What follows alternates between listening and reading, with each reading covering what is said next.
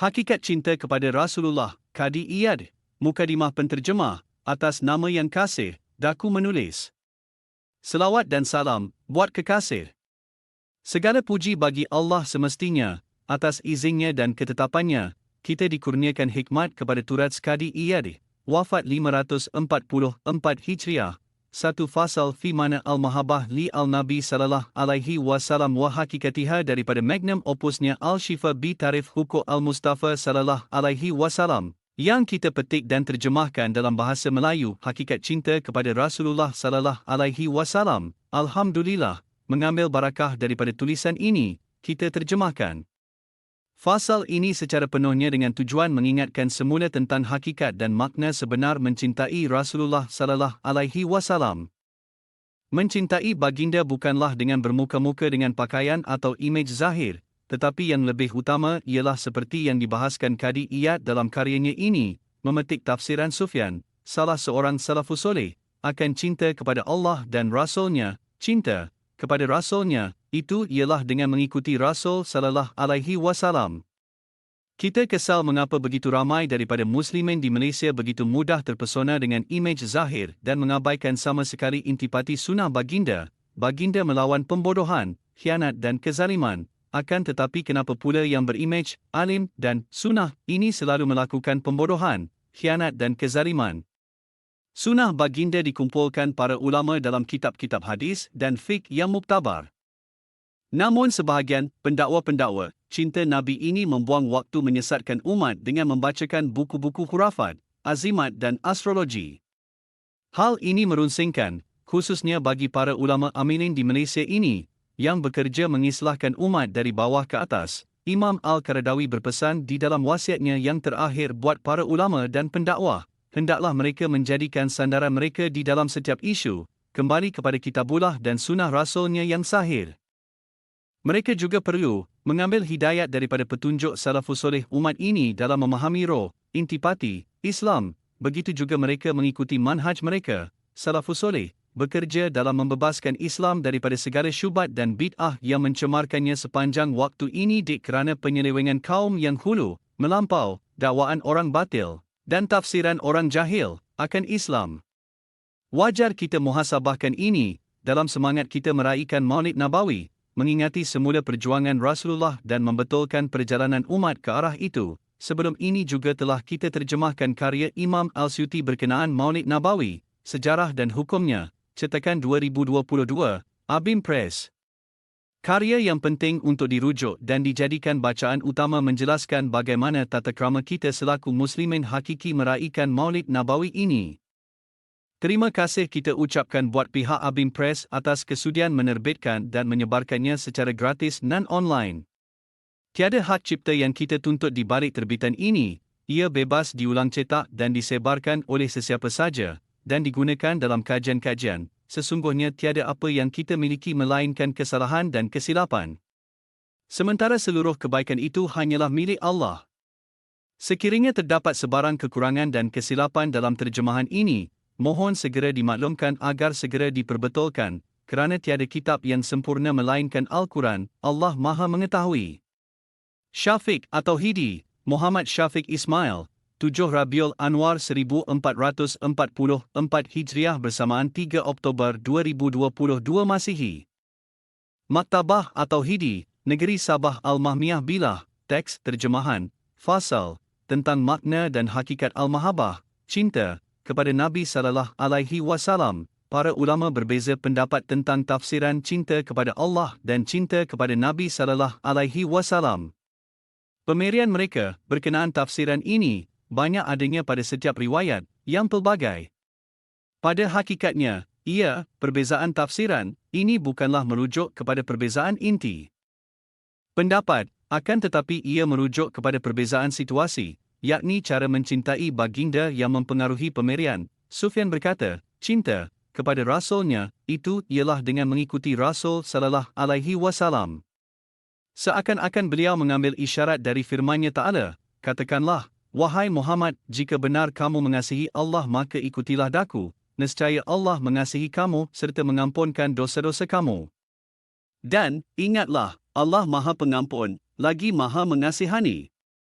Ali Imran 31, sebahagiannya berkata, cinta kepada Rasul itu ialah mempercayai kebenaran baginda, membela sunnahnya, mematuhinya, dan merasa gerun untuk menyelisihinya, sunnah Rasulullah itu. Sebahagiannya berkata, cinta itu ialah dengan selalu mengingati dan menyebut nama yang dicintai. Sebahagiannya berkata, mendahulukan orang yang dicintai. Sebahagiannya berkata, cinta itu merindui yang dicintai. Sebahagiannya berkata, cinta itu ialah selarinya hati seseorang itu dengan kemahuan Al-Rabb, Allah, dia suka apa yang disukainya dan benci apa yang dibencinya. Sebahagiannya berkata, cinta itu ialah kecenderungan hati kepada sesuatu yang bersesuaian dengannya, yakni dengan kemahuan hati. Kebanyakan bentuk pemerian yang tersebut ini menyentuh tentang natijah daripada cinta, dan bukanlah hakikat cinta itu sebenarnya. Hakikat cinta itu ialah kecenderungan hati kepada apa yang bersesuaian dengan seseorang itu. Kesesuaian ini berlaku samada dengan cara, 1. Menikmati kesenangan hati dengan mencerapnya melalui panca indera, seperti cintanya seseorang kepada rupa paras dan bentuk yang cantik, suara yang merdu, makanan dan minuman yang lazat, serta yang seumpama dengan ini, yang dicerap dengan panca indera, yang disukai dan dicenderungi oleh orang yang berfitrah sempurna kerana kesesuaiannya dengannya. Atau, 2. Menikmati kesenangan hati dengan mencerapnya melalui deria, akalnya dan hatinya dan segala sesuatu makna-makna yang bersifat batin, yang bukan zahir, dan mulia. Hal ini seperti cintanya seseorang kepada orang-orang soleh, kepada ulama, kepada orang-orang yang selalu melakukan kebaikan, dan orang-orang yang dikenali dengan latar belakang mulia serta kebajikan-kebajikan yang banyak.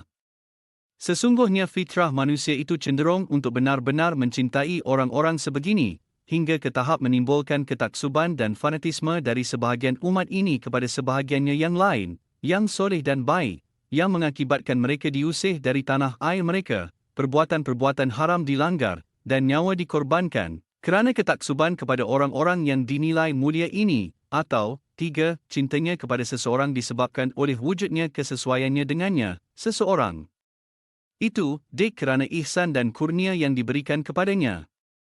Sesungguhnya hati manusia ini difitrahkan untuk mencintai dan menyukai sesiapa saja yang berlaku ihsan kepadanya. Sekiranya hal ini menjadi jelas dan sabit padamu, lalu dikau lihat pula ke semua asbab cinta ini pada baginda alaihi salam, dikau pasti ketahui bahawa diri baginda alaihi salam telah menghimpunkan ketiga-tiga sebab ini yang menjadi faktor kepada mencintainya. Adapun tentang keindahan paras rupa dan penampilan baginda, serta kesempurnaan akhlak dan sifat-sifat mulia di dalam dirinya, kita telah bahaskan sebelum ini di dalam kitab ini, maka tidak perlulah ditambah lagi di sini. Adapun berkenaan ihsan dan kurnia baginda kepada umatnya, demikian ini juga telah dibahaskan.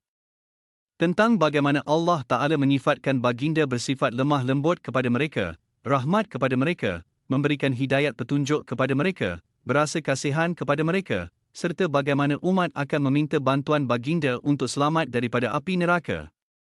Begitu juga tentang bagaimana baginda bersifat lemah lembut dan kasih kepada mukminin, menjadi rahmat buat sekalian alam, membawa berita baik dan memberi amaran kepada manusia, menyeru kepada Allah dengan izinnya, menjadi umpama pelita yang menerangi, yang membacakan ayat-ayatnya kepada mereka, yang menyucikan mereka, yang mengajarkan mereka Alkitab, Al-Quran dan hikmah, serta mengurniakan mereka hidayat ke jalan yang lurus, maka, bentuk ihsan yang bagaimana lagikah yang lebih hebat dan penting berbanding ihsan baginda kepada semua mukminin? Kurnia yang bagaimana lagikah yang lebih memberi manfaat dan faedah berbanding kurnianya kepada semua muslimin? Hal ini kerana baginda inilah menjadi wasilah mereka kepada hidayah, menyelamatkan mereka daripada kebutaan, jahil dan sesat, menyeru mereka kepada kejayaan dan kemuliaan, pengantara bagi mereka dengan Tuhan mereka, memberi syafaat kepada mereka, yang menjadi jurucakap buat mereka, di hadapan Allah, yang menjadi saksi mereka, yang menjadi asbab kepada kenikmatan abadi buat mereka, di syurga. Dengan ini, jelaslah kepadamu bahawa baginda alaihi salam layak untuk dicintai secara hakikinya, menurut hukum syarak sesuai dengan hadis-hadis yang sahih yang telah kita bawakan dalam kitab ini, dan sesuai dengan ketetapan hukum adat serta fitrah seperti yang telah kita sebutkan sebentar tadi, kerana ihsan baginda yang menimpa ruah dan kerana keindahan baginda secara amnya, sekiranya seseorang Manusia itu mencintai dan suka kepada seseorang yang melakukan kebaikan kepadanya dengan cara menunaikan kemahuan duniawinya sekali atau dua kali, ataupun menyelamatkannya daripada kecelakaan atau sebarang mudarat dalam tempoh tertentu, ataupun meminimumkan kesakitan yang dialaminya, maka baginda yang menjadi asbab kepada kurnia nikmat yang takkan habis di dalam syurga dan melindunginya daripada azab neraka yang takkan habis, ini lebih layak untuk dicintai. Sekiranya secara fitrahnya seorang raja dicintai dan dikasihi kerana latar belakang kehidupannya yang mulia dan baik, atau seorang pemerintah dicintai dan dikasihi kerana kesan baik daripada kelurusannya dalam mengurus rakyat, atau seorang hakim yang duduk jauh pun dicintai dan dikasihi kerana kehebatan ilmunya yang dijulang-julang dan akhlaknya yang mulia, maka baginda yang menghimpunkan kesemua sifat-sifat mulia ini pada tahap tersempurnanya lebih layak untuk dicintai dan dikasihi, serta lebih layak untuk hati seseorang cenderung kepadanya. Ali radhiyallahu anhu berkata tentang sifat baginda sallallahu alaihi wasallam, sesiapa yang melihat baginda buat pertama kali, pasti berasa gerun dan kagum kepadanya. Sesiapa yang bergaul dengan baginda dan mengetahuinya, pasti akan mencintai dan mengasihinya.